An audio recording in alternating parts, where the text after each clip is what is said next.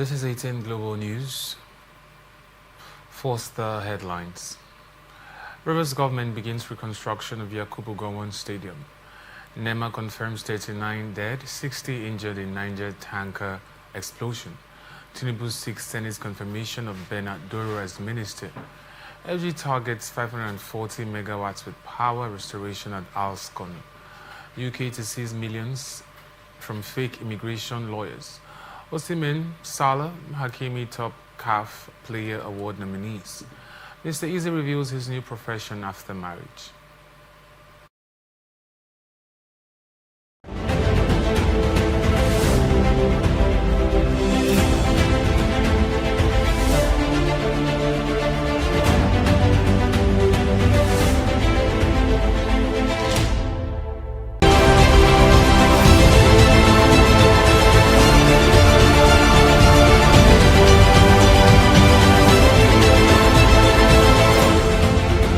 Fubara said the initiative reflects his administration's commitment to sports development, youth empowerment, and infrastructure renewal across the state. 1 month after Governor Siminalayi Fubara's return to office, some stakeholders in Rivers State have expressed disappointment over what they describe as a lack of tangible progress in governance. Speaking in an interview,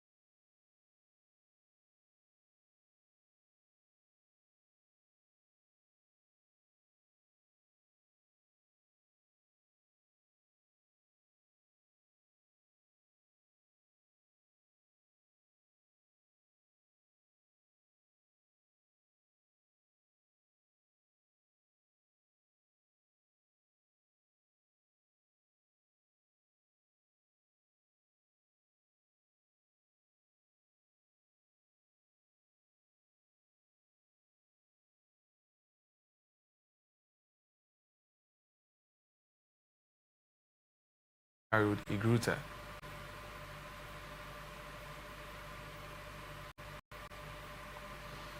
The site is being evaluated as a possible permanent waste disposal location for the state.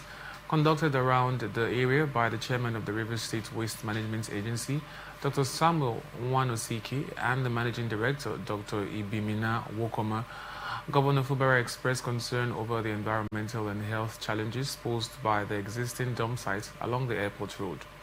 He assured that the government would expedite processes to formalize ownership of the new land and complete access road construction to make it more operational. Governor Fubara also commended Rimama for its renewed commitment and improved waste management efforts across the state. Cross River State government has shut down 36 unapproved schools ranging from primary to secondary schools operating without registration or official approval across 3 local government areas of the state. The State Commissioner for Education, Professor Stephen O'Day, who confirmed the development in Calabar, the state capital, described the situation as unfortunate, noting that some individuals continue to exploit unsuspecting parents by running unauthorized schools. He explained that the closures were executed by the State Task Force on Illegal Schools, which was inaugurated earlier this month, and warned that the ministry would no longer tolerate any unauthorized or mushroom operations in the state's education sector. The ministry's publication listed 16 affected schools in Calabar, 10 in Ikom, and another 10 in Ogoja, all found to be running without government approval. Reaffirming the government's commitment to quality education, O'Day stressed that only duly registered and accredited schools would be permitted to function.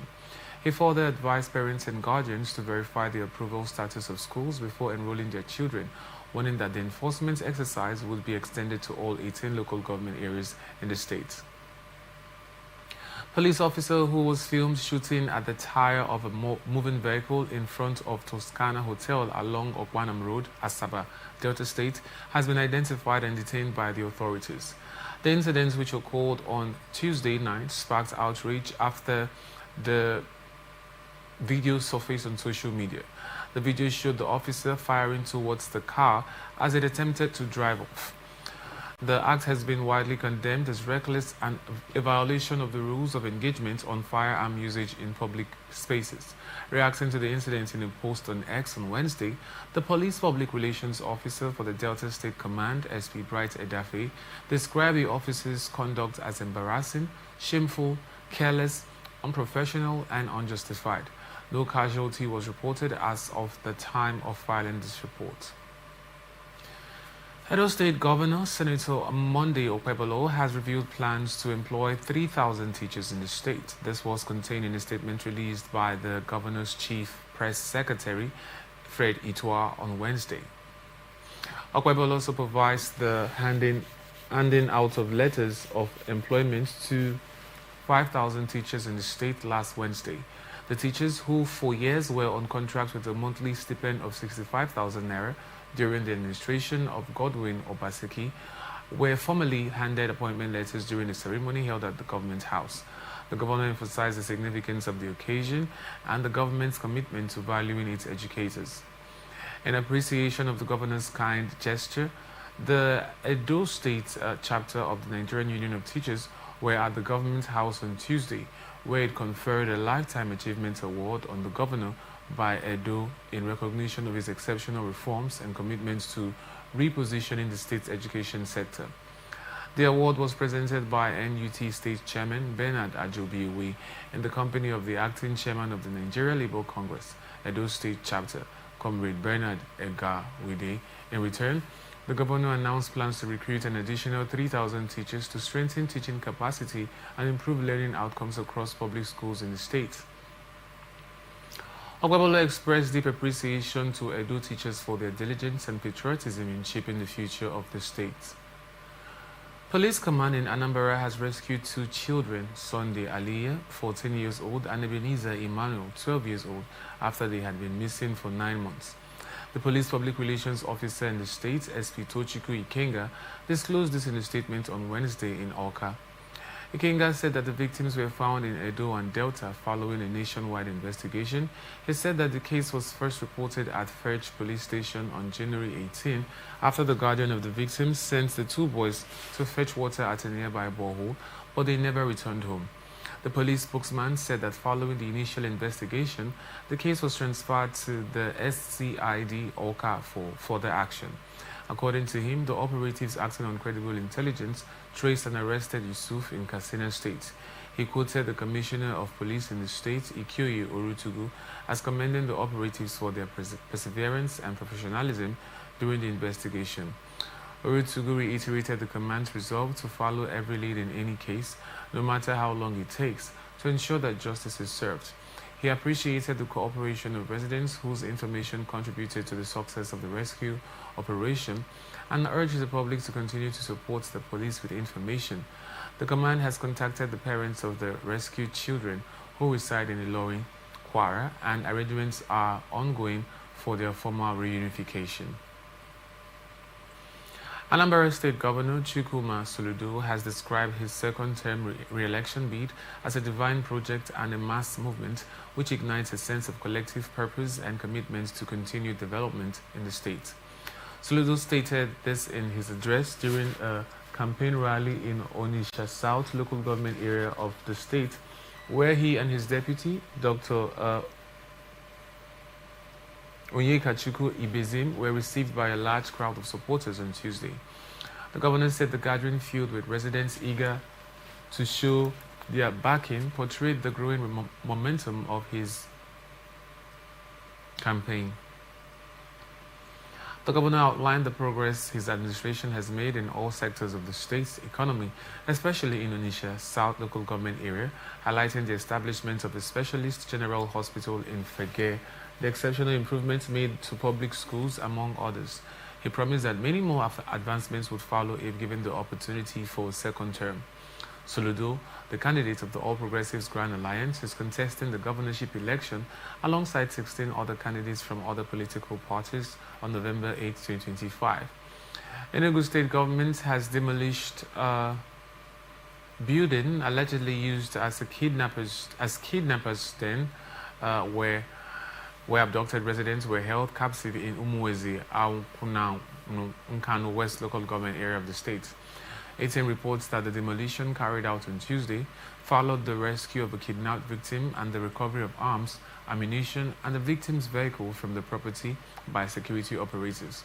Speaking at the site of the demolition, Chairman of Nkanu West local government area, John Obodo, said the operation was in line with the directive of the Peter Mba-led administration to pull down properties used to aid criminal activities in the state. Obodo revealed that the suspect and his gang had kidnapped the person and brought him to the location, adding that the victim was rescued and his vehicle recovered. Following the leaked security alert issued by the Department of State Services over a planned coordinated attacks on some communities in the state by a terror group, the Islamic State of West Africa Province, the Ondo State government, has assured the people of the state of safety.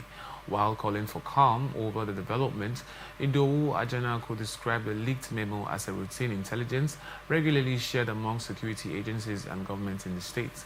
According to Ajanaku, who disclosed that the intelligence is used to assess security threats and take proactive measures, the intelligence has already been acted upon by the government and relevant security agencies. The DSS had in a leaked confidential memo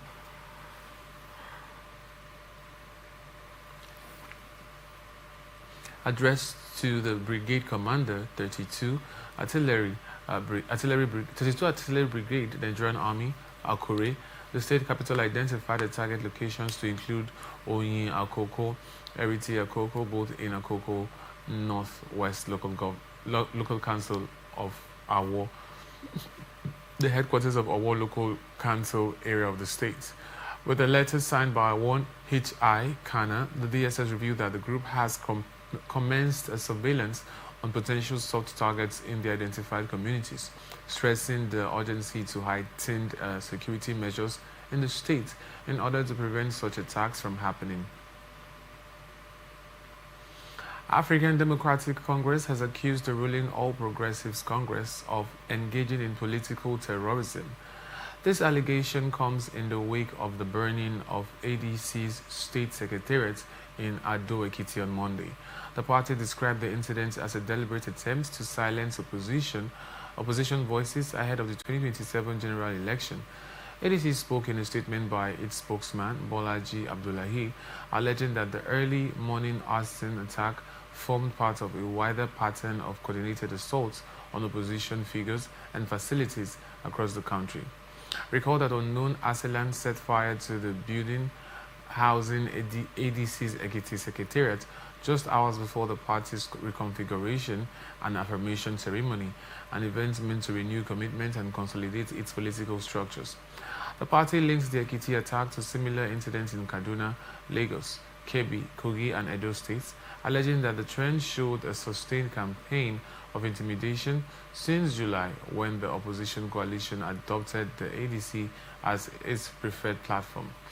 It listed several past attacks, including assaults on party leaders in Alimosho, Lagos, a disrupted inauguration event in Kaduna, an attack on the convoy of ADC officials in Benin, Kebbi, the targeting of its secretariat in Dekina, Kogi, and alleged threats from the Edo State governor. Kaduna State chapter of the New Nigerian People's Party has suspended its chairman, Mohammed Lawal Sultan, for 6 months over acts of gross misconduct. In a release signed by its secretary, Dr. Joshua Madaki, the SWC of the party announced that it has appointed Honorable Jomare Tanimu Magaji in an acting capacity pending the expiration of the 6-month suspension. The party said the suspension followed the meeting in which it deliberated on the conduct of Sultan's leadership over the months and found him wanting against the explicit provisions of the NNPP constitution. It further stated that the acting chairman, Jumari, was the councillor from 1999 to 2002 under the APP, a member of the Kaduna State House of Assembly from 2007 to 2009 under the ANPP, and contested for the House of Representatives 3 times. In 2012, he served as an advisor to the Lere local government chairman before his recent appointment. He was the state treasurer of the NPP. The release said the SWC has also notified all relevant stakeholders, including the NNPP National Secretariat, INEC, the State Police, and the DSS, and also the Civil Defense Corps. The secretary then warned the suspended chairman, Sultan, to desist from parading himself as a Kaduna NNPP chairman henceforth, while cautioning anyone not to have any business dealings with him in the name of the party within the stipulated 6-month period, saying anyone who does so at his own risk. Kaduna State Governor Senator Uba Sani has approved the implementation of 70% of the 2024 Comcast EDIS salary structure for staff of all state-owned tertiary institutions. The implementation takes effect from October 2025. The approval followed the meeting between the governor and leaders of the Joint Union of Tertiary Institutions, which led to the suspension of the month-long strike by academic and non-academic staff. The meeting, which held at the Government House, Kaduna, was facilitated by the Nigeria Labour Congress and attended by representatives of Nuhu Bamali Polytechnic, College of Education, Gidan, Waya, and Kaduna State College of Nursing and Midwifery. Governor Sani described the decision as part of his administration's commitment to improving workers' welfare and strengthening the education sector. Union leaders commended the governor's intervention, describing it as a demonstration of sincerity and leadership. They confirmed that the new arrangements also includes the extension of the retirement age to 65 years and 40 years of service for non-teaching staff. The strike, which began on September 30th, has now been called off following the agreement. Jigawa State Police Command said it has arrested 3 notorious drug dealers and confiscated more than 23,000 illicit drugs across all parts of the state. Confirming the developments in Duse, the Jigawa State capital, the command's public relations officer, SP Shiisu Adam, said the arrests were made during joint intelligence-led raids conducted by police units from Garki, Fagam, and Maigatari divisions on October 18, 2025.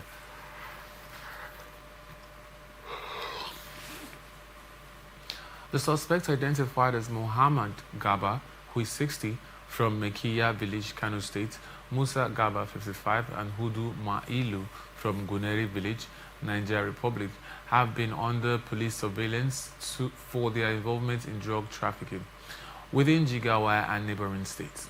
During the operations, officers recovered a staggering total of 23,944 assorted illicit drugs from the suspect. According to the Jigawa police spokesperson, the seized substance included 13,505 units of Exol, 1,583 units of D5, 3,572 tramadol tablets, 565 diazepam capsules, and 2,469 bottles of rubber solution. In addition, cannabis was confiscated both in block from and 886 wraps, alongside other hard drugs such as sock and dye, akokura, and 340 units of farin malam. Adam highlighted that his large quantity of drugs poses a significant threat to the youth and communities in the state. However, he quoted the State Commissioner of Police, Dahiru Mohammed, as praising the officers involved for their courage and dedication during the operations. He reiterated the police command's zero-tolerance policy on drug-related crimes and urged citizens to promptly report any suspicious activities. National Emergency Management Agency has deployed an emergency response following a petrol tanker explosion that claimed 39 lives and left more than 60 others with severe burns in the Esan community, Kacha local government area of Niger State. The tragic incident occurred around 3:45 p.m. on Tuesday, October 21, 2025, along the Bida Badeji Ajie Road. Nema made this known in a post on the X handle on Wednesday, confirming the department or the development. MENA said its Director General, Mrs. Zubaida Omar, immediately directed the head of the MENA Operations Officer, Mr. Husseini, to activate the rescue team and deploy to see the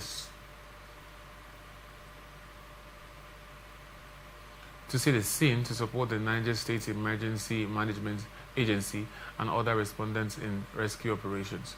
The agency said that a multi-stakeholder rescue team has commenced a detailed assessment of the damage in the affected community, while commiserating with families of the victims. Omar warned members of the public to desist from scooping fuel from accident tankers, stressing that such dangerous acts have repeatedly resulted in avoidable deaths and deconstruction.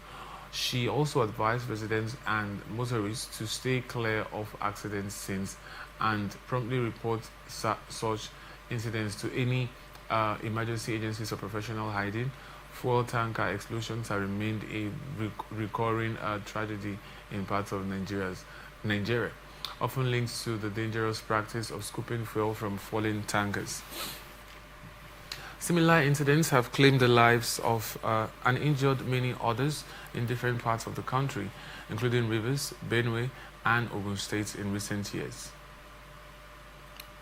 Troops of the Nigerian Army under Operation Fansanyama have eliminated a wanted bandit kingpin, Abu AK, and several of his gang members during a joint security operation in Safe local government area of Zamfara state.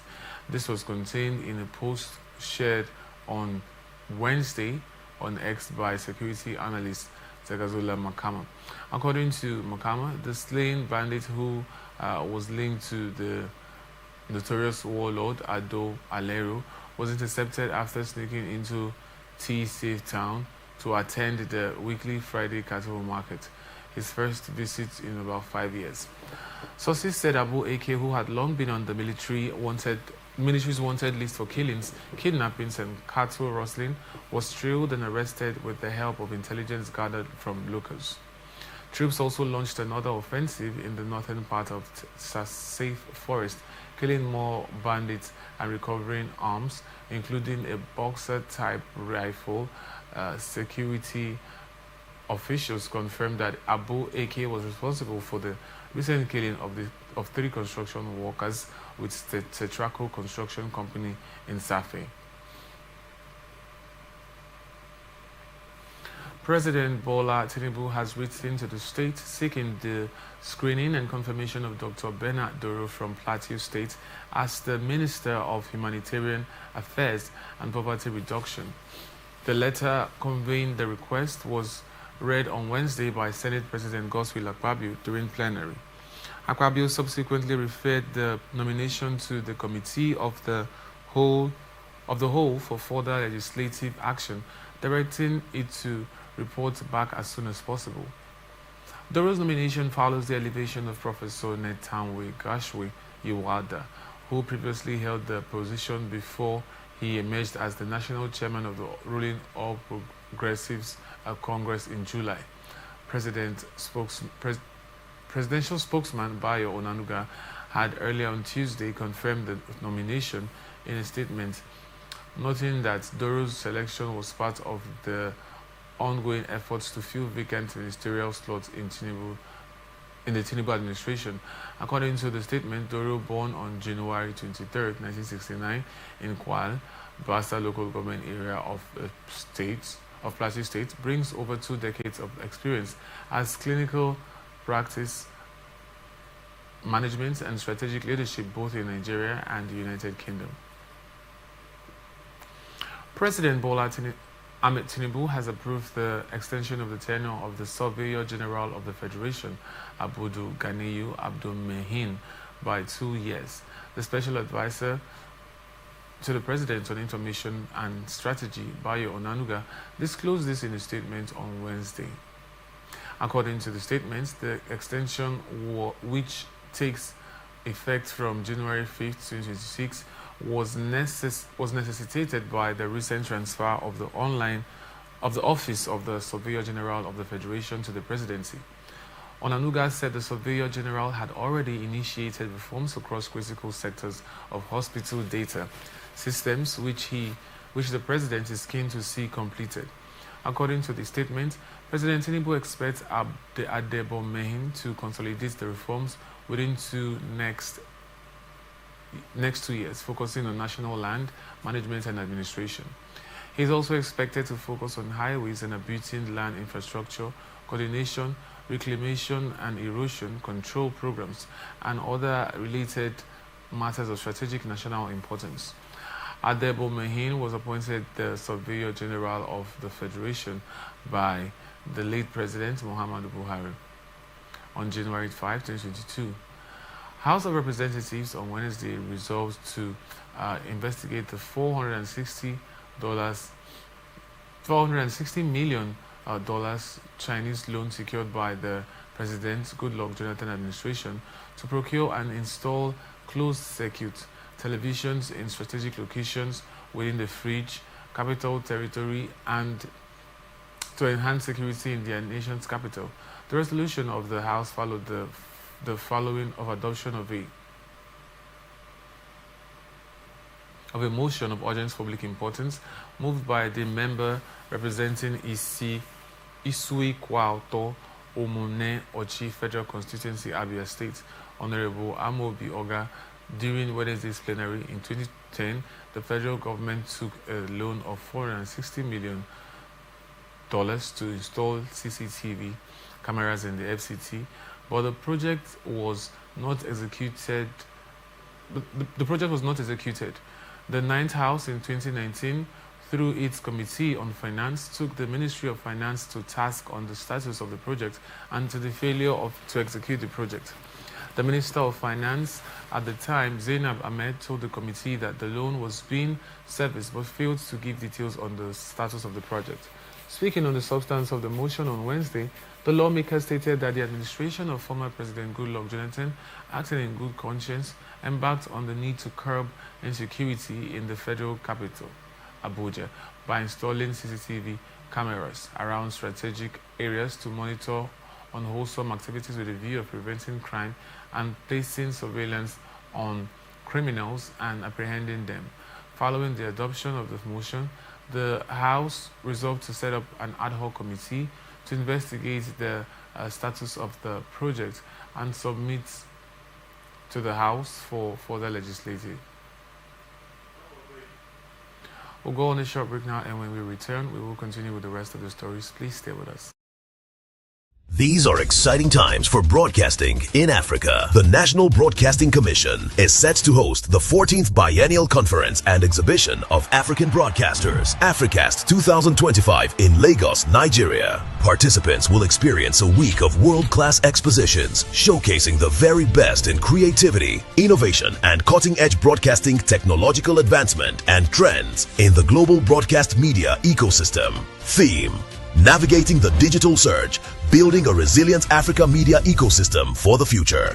Date: Monday, October 20th to Friday, October 24th, 2025. Venue: Balmoral Convention Center, Sheraton, Ikeja, Lagos, Nigeria. Time: 9 a.m. to 5 p.m. daily. Visit www.africastexpo.com or email info@nbc.gov.ng. NBC, your right to quality broadcasting. Announcer, Management.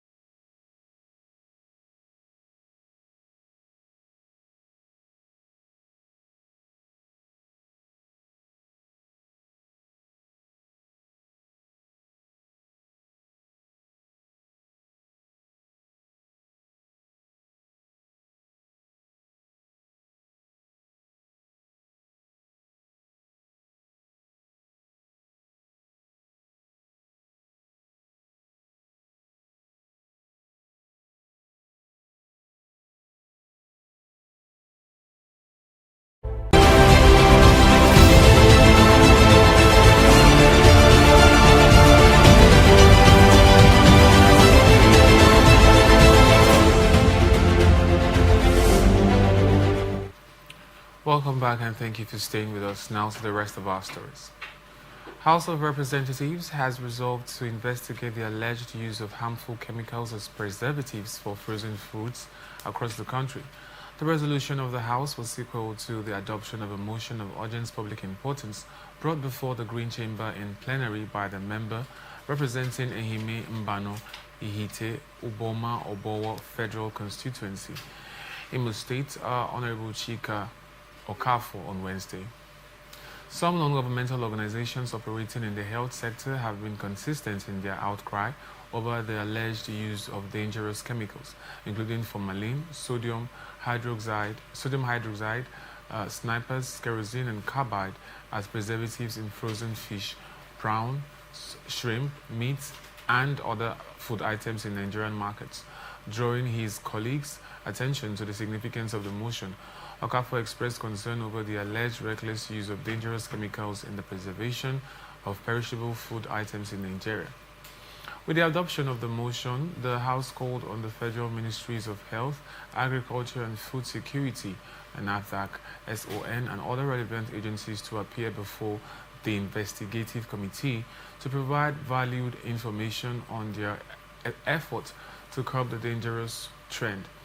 It also mandated its committees on nutrition and food security, NAFDAC, and safety standards to conduct an investigative hearing on the alleged use of harmful chemicals as preservatives of frozen foods and importation of frozen foods preserved with carcinogenic substances, and report back to the House within 6 legislative weeks.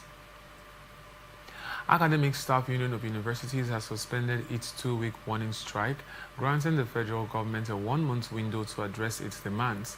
President of the union, Professor Chris Piwuna, disclosed this on Wednesday during a press briefing in Abuja, where he explained that the suspension followed fruitful engagements with the federal government and key interventions from the National Assembly. Piwuna recalled that ASU had declared the warning strike on October 13, 2025, after what he described as the government's failure to respond to several appeals to address the lingering renegotiation of the 2009 FGN-ASU agreement and other welfare-related concerns of university lecturers. The ASU president revealed that following the commencement of the strike, the federal government re-engaged the union through a team led by Alhaji Yayali Ahmed, which met with ASU representatives on October 16 and 18 to discuss the government's response to the draft renegotiated agreement. According to him, although the meetings did not fully resolve all issues, the union recognized that significant progress had been made compared to the pre-strike period. Piwuna also commended the intervention of the Senate committees on tertiary education and Third Fund and Labor, as well as the Deputy Senate President, Senator Barau Jibrin, whose mediation, he said, had rekindled hope for a lasting resolution. National Emergency Management Agency has received a total of 147 stranded Nigerians from Libya as part of the ongoing Assisted Voluntary Return Initiative supported by the International Organization for Migration in collaboration with the federal government of Nigeria. In a statement released on Wednesday via X, NEMA said the returnees arrived at the cargo terminal of Murtala Mohammed International Airport, Lagos, aboard an Air Libya Airlines flight about 5:15 p.m. on October 21, 2025. The operation was coordinated by the agency's Lagos Operations Office in conjunction with the National Commission for Refugees, Migrants and Internally Displaced Persons. According to NEMA, the returnees comprised 100 adults, 32 males and 68 females, 34 children, 18 males and 16 females, and 13 infants, 5 males and 8 females. Officials of the Nigeria Immigration Service were on ground to conduct biometric registration and documentation to ensure proper identification and smooth reintegration into the society. The latest arrival forms part of Nigeria's ongoing reintegration efforts under the IOM's AVR program, which assists migrants stranded abroad to voluntarily return home safely. ATN recalls that on October 19, 2025, the IOM revealed that 4,760 stranded Nigerians were repatriated in 2024 through the AVRRO program. Federal High Court in Abuja on Wednesday again declined to grant an application for bail filed by the alleged terrorist negotiator Toko Mamu, who is being detained at the Department of State Services facility. Justice Mohammed Omar, in a ruling, however, ordered that Mamu should be taken to the appropriate hospital by the DSS for medical attention, having taken notice of his health complaint. Justice Umar held that by the history of the case so far, the prosecution had exhibited diligence in its handling of the case. The judge said one of the reasons for granting bail is where the prosecution is not diligent, adding that since the prosecution in the instant case was diligent, the application for bail cannot be granted. He therefore ordered that the defense lawyer choose a health facility that was comfortable for the defendant, to which he should be promptly taken. The judge said one thing to determine was whether Mamu had placed before the court sufficient material facts to warrant the granting of bail. He said that though the court had the discretion to grant bail, this must be exercised judiciously and judicially. The judge said some of the factors to be considered are the nature of the charge, the character of evidence, whether if granted bail, the defendant will not interfere with the trial, and whether he will not stop attending court proceedings, among others. ATM reports that the ruling was the third time the court would reject Mamu's application for bail since he was arraigned on March 21, 2023 by the federal government on a 10-count charge bordering on terrorism financing, among others. Leader of the indigenous people of Biafra, Nnamdi Kanu, has concluded his private consultation with his legal team led by former Attorney General of the Federation, Kanu Agabi, SAN. The meeting was held in courts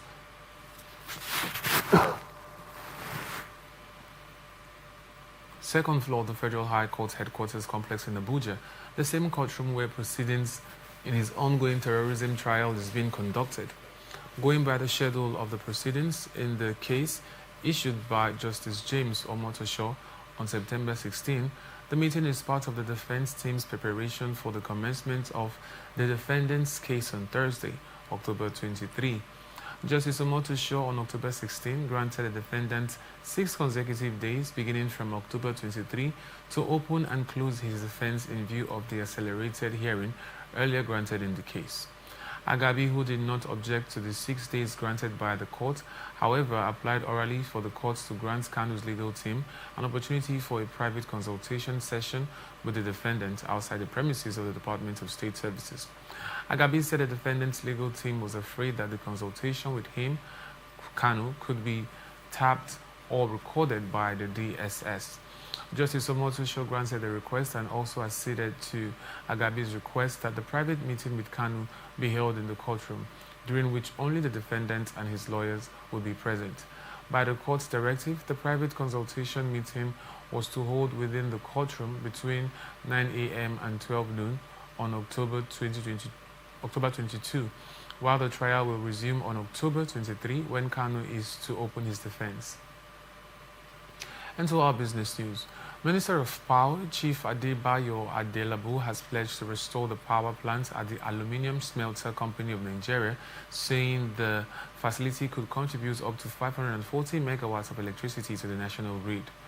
Adelabu, who made the commitment during a working visit to the company in Ikot Abasi, Akwa Ibom State, said that the revival of the plant would not only boost power supply, but also create about 15,000 direct and indirect jobs when fully operational. The minister lamented that 37 years after its establishment, the lack of dedicated electricity supply had prevented the country from reaping the benefits of the huge investment in Alscon. He said a temporary plan to connect the company to the national grid would be undertaken while efforts continue on how to provide a long-term power solution. On the abandoned 330 kV substation in the community built by the Niger Delta Power Holding Company and about 90% completed before it was left abandoned, Adelabu expressed concerns over its dilapidated state. He assured that the government would ensure its completion within the shortest possible time. stressing that it was the only way to maximize the value of the investment in Alscon. The minister recalled that Alscon was conceived in 1989 but not completed until 1998. Following the 2006 privatization exercise, it was taken over by the Aluminium Smelting Company of Russia. As part of efforts to enhance operational efficiency and service delivery in line with its core mandate, the Nigerian Maritime Administration and Safety Agency has announced a strategic redeployment of 56 of its management staff. The development was revealed in a statement signed by its head, Public Relations Officer Osagie Edward. According to the statement, NIMASA's Director General of NIMASA, Dr. Dayo Mobe Reola, said that the exercise aimed to strengthen inter-departmental collaboration and inject new energy into the system to further prove performance across the maritime sector. Under the new structure, Hajia Muji Jimo becomes Director, Administration and Human Resources, Aishatu Jida, Director, Planning Research and Data Management Services, Barrister Hiki Dimo, Director, Legal Services, Board Secretary Isiche Osangbi, Director, Sevicom, and Mrs. Olabusola Obasanjo Akande, Director, Western Zone. Others include Engineer Christopher Amakolo as Director, Special Duties, Ms. Gloria Ayansodo, Director, Cabotage Services, Salihu Abdullahi Yelwa, Director, Shipping Development, Mrs. Nneka Obianyo, Director, Reforms, Coordination and Blue Economy, Boba Omar, Director, Abuja Zonal Office, and Ahmed Shitien as Special Advisor, Technical to the DG. Dr. Muberiola urged the redeployed directors to bring their experiences to bear and work collectively toward achieving the agency's strategic objectives. He emphasized that the redeployment reflected deliberate efforts to rejig operations, foster synergy among departments, and drive sustainable maritime development in Nigeria. You're still watching the news on Atlantic Television Network. Up next is International Tidbits. More than 20 civilians were killed by armed men on Sunday in Oromia, an Ethiopian region that has suffered repeated attacks from armed groups for several years. Two local civil servants told newsmen on Wednesday. Africa's second most populous nation, with about 130 million people and multi-ethnic groups, continues to face multiple armed conflicts. Oromia, which encircles the capital Addis Ababa, has witnessed clashes since 2018 between federal forces and the Oromo Liberation Army, designated a terrorist organization by authorities, with peace talks showing little progress. One local civil servant who requested anonymity said Fano militants attacked civilians with swords and guns in the Nono district, about 110 kilometers southwest of Addis Ababa. Another source confirmed that 22 people were killed by Fano militants without providing further details. Regional security official Temes Gen Kasa told reporters that the Fano militia, traditionally a self-defense group of the Amhara ethnic group, has been active in Oromia for 4 years, taking advantage of opportune moments to launch attacks against civilians and loot property. The Red Cross had earlier warned that ongoing clashes in the region are having devastating consequences for civilians, particularly in remote communities, as humanitarian access remains limited and displacement rises. Immigration lawyers who devise means to cheat the system will face prosecution and have their cash confiscated, the British government announced on Wednesday. New powers under the Proceeds of Crime Act will be extended to the Immigration Advice Authority, enabling the regulator to seize the criminal profits of unscrupulous advisors. A statement by the Home Office said that such proceeds would be reinvested into frontline policing and border security, using dirty money to shut down the networks it once funded. Part of the seizures would be channeled to the multi-agency cash cell at the border, established to disrupt illicit finance, including money laundering and criminal activity, such as illegal immigration advice. The Immigration Advice Authority will henceforth be able to attack and freeze assets, retrieve illegal earnings, and bring offenders to justice without relying on police support. Citing examples, the Home Office reviewed how different individuals illegally posing as immigration lawyers and advisors have made hundreds of thousands of pounds out of their so-called services. Speaking on the new powers, Security Minister Dan Jarvis declared that rogue immigration advisors exploiting the United Kingdom system will pay the price. The latest development adds to the powers given to the IAA under the Border Security, Asylum and Immigration Bill, which will see people posing as immigration lawyers facing fines of up to 15,000 euros. And now to our sports news. Super Eagles striker Victor Osimhen will be looking to break a club record when Galatasaray take on Bodo Glimt in a Champions League game on Wednesday.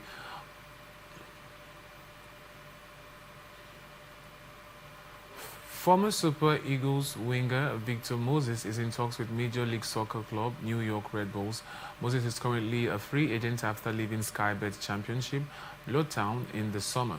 The 34-year-old's time with the Hatters was disrupted by persistent injuries. The experienced winger only made 18 appearances for the club with only one goal to his name. A source from his management agency, Roof, told newsmen that discussions with the MLS side are progressing positively. Moses has played for a number of top clubs in Europe, including Chelsea, Liverpool, Inter Milan, West Ham, and Fenerbahce. Super Falcons of Nigeria Hotel Sarakawa, based in Lome, Togo, is bubbling following the arrival of 18 players. Justin Madugu's side opened camp in Lome on Monday for the 2026 Women's Africa Cup of Nations qualifiers against the Amazons of Benin Republic. The latest arrivals in camp are Chiwendu Ihezuo, Osinachi Ohale, Mitchell Alozie, Esther Abiodun, and Deborah Abiodun. They will join their teammates for tonight's training session after Agbodrafo Academy in Lome.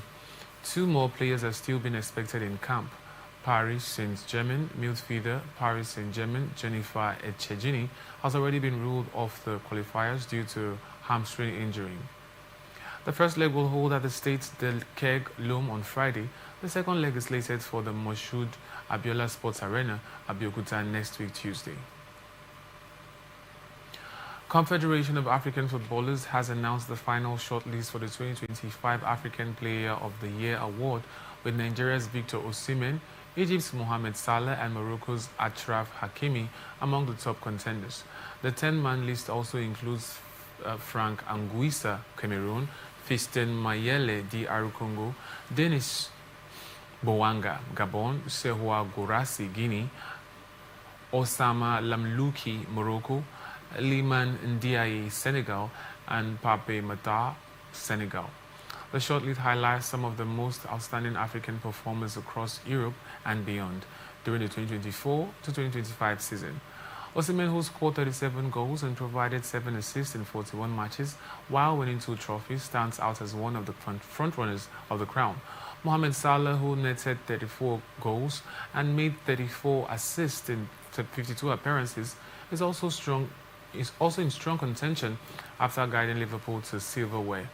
Achraf Hakimi, with 9 goals and 12 assists in 48 matches, boasts an impressive 4 trophies with Paris Saint-Germain, strengthening his case for the prestigious award. The winner will be determined through votes from CAF's Technical Committee, African Football Legends journalists, and national team coaches and captains. The CAF Awards 2025 ceremony will celebrate the continent's best talent across multiple categories, including men's and women's football. All yet to be announced venue. And to entertainment news. Nollywood actor Shan Farquhar and event planner Sharon Ifunaya Madueke have made history by tying the knot aboard on a moving Lagos-Ibadan train, becoming the first couple in Nigeria to hold a wedding ceremony on a train. The couple transformed the train's coaches into a stunning wedding venue with floral arrangements. Bridesmaids, groomsmen, and officiating ministers who conducted the ceremony while the train was in motion. In a post celebrating the landmark event, the Nigerian Railway Corporation (NRC) commended the couple for their creativity and uniqueness. The ceremony has since gone viral across the social media, drawing admiration from Nigerians who applauded the couple's originality and sense of adventure. The intimate celebration was attended by close family members, friends, and industry colleagues. Popular singer and entrepreneur Oluwatosin Ajibade, popularly known as Mr. Easy, has revealed his new profession. The skin-tight crooner shared that he is now focused on online streaming. He disclosed this while responding to a fan who asked whether he has stitched music for content creation. Mr. Easy has been sharing more content than usual on his social media pages, especially TikTok, since his marriage to billionaire businessman Femi Otedola's daughter, Temi Otedola. He recently shared a video declaring his intention to become president in the near future. He also shared videos on how marriage has changed him. A few years ago, Mr. Easy and his then fiancée, Temi Otedola, launched a podcast called How Far, where they shared insights into their love journey. Nollywood actress Tonto Dike has shared a heartfelt story about her spiritual rebirth, revealing 7 personal battles that she says the Holy Spirit helped her overcome. In an emotional post on Instagram, the mother of one opened up about her journey from emotional turmoil to inner peace, describing it as a divine process that reshaped her heart and habits. According to DK, she once struggled deeply with uncontrollable anger that cost her relationships and opportunities. She explained that true change began when she surrendered completely to God, allowing Him to replace her rage with calm and understanding. The actress also spoke candidly about her past battles with depression and emotional pain, confessing that there was a time she felt consumed by sadness and even attempted suicide. Tonto added that her healing has taught her to approach others with empathy rather than judgment. The screen star further disclosed that she has turned away from sexual immorality and now practices celibacy as part of her renewed faith. And that's the global news for tonight. Before we go, another look at the major stories. Rivers government begins reconstruction of Yakubu Gowon Stadium. NEMA confirms 39 dead, 60 injured in Niger tanker explosion. Tinubu seeks Senate confirmation of Bernard Doro as minister. LG targets 540 megawatts with power restoration at Alscon. UK to seize millions from fake immigration lawyers. Osimhen, Salah, Hakimi, top CAF Player Award nominees. Mr. Easy reveals his new profession after marriage. I am Francis Nega. Thank you for watching. You can follow us on our social media platforms, on Twitter now X at Atlantic TV Net, Facebook and YouTube at Atlantic Television Network, on Instagram at Atlantic TV Network. Remember, peace and unity are the pathways to progress. Thank you for watching.